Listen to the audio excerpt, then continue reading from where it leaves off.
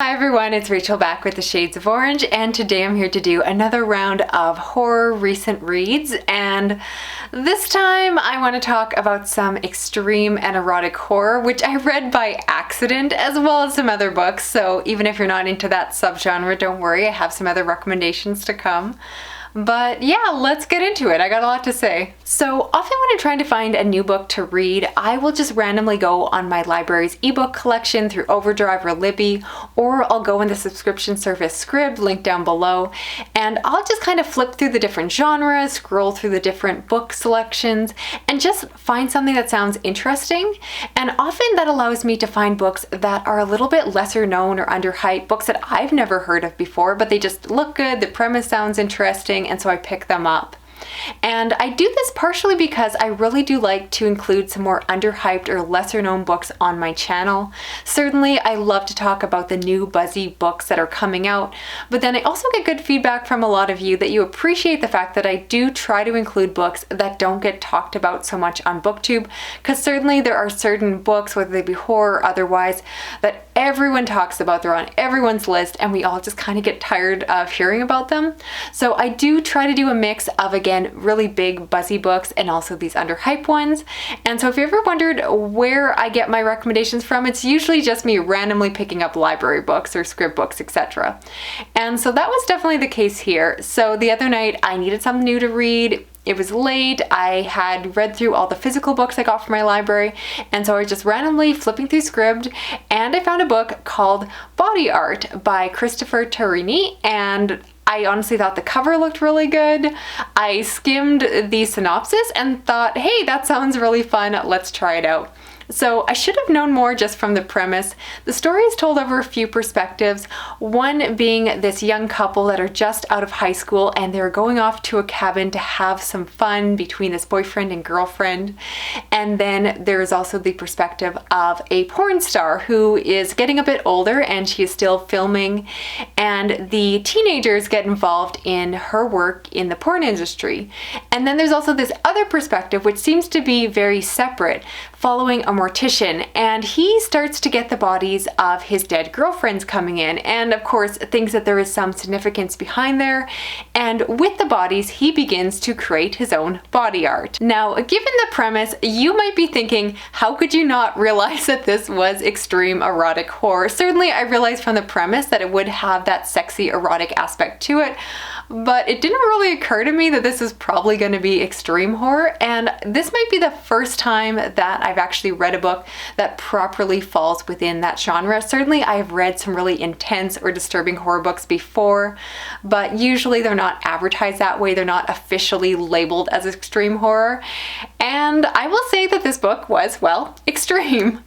And I will also acknowledge that I kind of enjoyed it. It definitely was not a 5-star perfect read. It was extreme and uncomfortable and disturbing and grotesque and all of those things. So huge content warnings. It's also very vulgar, dealing of course with a lot of erotic subject matter around that. So not for everyone, definitely for adults, and not necessarily for every adult, which is perfectly fine. I definitely think that people should self-select which horror books I talk about they're actually interested in reading for themselves. I will acknowledge that I actually thought this was very well written. Not literary per se, but it didn't give me vibes of just being cheap literature. I just really felt like the author took time to develop reasonably well-rounded characters. I cared for them and was intrigued by the plot.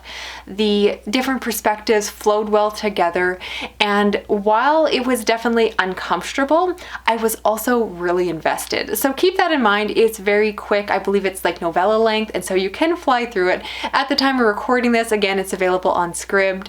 And if you're looking to get into extreme horror or just try it out, I think this is a pretty good place to start, because again, I thought that it has those extreme elements, but then it also has just a good story behind it. And I am definitely open to trying more by this author. I'm probably not going to turn my channel into a full-on extreme horror channel, but every every now and then you're probably going to see some of these books show up, because I definitely do like to dabble in the different genres, and this actually ended up being a lot of fun. So that's how that adventure turned out. And then from there, apparently I was in some kind of mood, because I then picked up the novella called Cockblock by C.V. Hunt. And this follows a lesbian couple that are going about their day when there's some kind of radio transmission from the president that seems to be causing all the men to act very violent, and particularly violent towards women. And they begin to deal with the fact that all the men around them are coming at them, they are making advances to them, and the story gets absolutely crazy. So let me start by saying huge content warnings for sexual assault, sexual harassment, and rape. So this book is not going to be for everyone. And I'll be honest, I'm not sure if it was quite for me. I appreciated the themes or ideas that this book was invoking, definitely discussions about how certain men in certain situations really do treat women as objects, and this book is full of just despicable treatment to women and constant catcalling and all of this despicable behavior. And obviously it's done for a reason. If you aren't aware, C.V. Hunt is a woman herself, so definitely it's her commentating on this subject. And so I just did not love the fact that it was very over the top. It was very ridiculous. It was crazy. And personally, I like these topics addressed in a more nuanced, quiet way. And so this book is full of action, and it was very predictable. You know where it's going. The characters are on the run. The men are just disgusting in this book. And again, I would have liked a book like this, but perhaps done in a more subtle fashion would have worked for me better. But if you're intrigued by that, if you're okay with all the content warnings, the vulgar subject matter, you might want to try it for yourself. I did definitely appreciate the lesbian relationship at the center of the story, because if you don't know, I'm always looking for queer rep in horror, and I really liked their healthy relationship. They were a very loving couple, and I really like to see that in my fiction. Now, switching gears to something else, for those of you that aren't interested in more extreme or erotic horror, I also read The In-Between by Tananarive Due. I wanted to pick this book up because, of course, I read her other book, The Good House, and really enjoyed it, and I've been meaning to read more of her work. This one follows a man who, as a child, his nana or grandmother saved his life when he was drowning and ended up dying instead, and now he feels that he owes her a life debt, and so as an adult he spends his time doing different humanitarian work, really trying to give back to the community. He has married a wonderful Black woman. He is Black himself, as of course is the author, and that is brought into the story. But she is a judge in the United States, and in her political position, she starts to get death threats against her family, particularly their young children. And so he is worried, of course, for his family and needs to protect them. This is a story that deals a lot with dreams. The character has these dreams which in his life he believes are very meaningful, and the story revolves around it. It's hard to summarize this book, I'll be honest, as you can tell, but what I liked about this book was the Own Voices representation. I thought it was very topical, getting to see someone in a political situation as a figurehead, as a person of color, was topical. And also the relationship between the husband and wife, it is not perfect. Their marriage is fraught. The woman is very suspicious of her husband's behavior. She worries that he is having affairs. The story is actually told from his perspective, so we know what is or is not going on. But it's interesting to see this difficult relationship, and that it is not idolized in any way. And then of course you get to see his relationship with his children, and that's I think what Tananarive Due does so well, is her character work. And so I really did like the characters.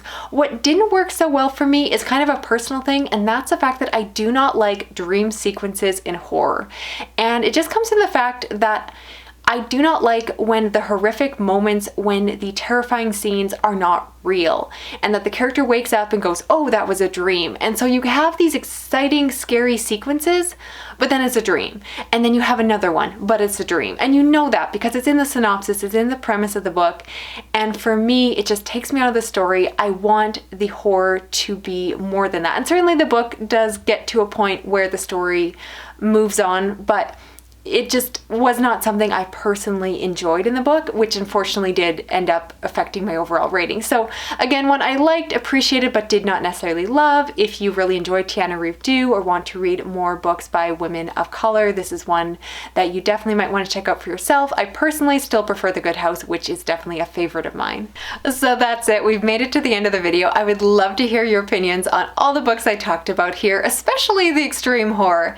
If you have any recommendations for extreme horror books that you enjoyed and you would like me to review on the channel, please let me know. Otherwise, if you're new here, consider subscribing. I do read a lot of horror as well as thrillers, science fiction, and fantasy. You can help me out by sharing this video around online, giving me a thumbs up, and if you hit that notification bell, you can make sure that you never miss a video. Thanks so much for watching. I'll talk to you again soon. Okay, bye-bye.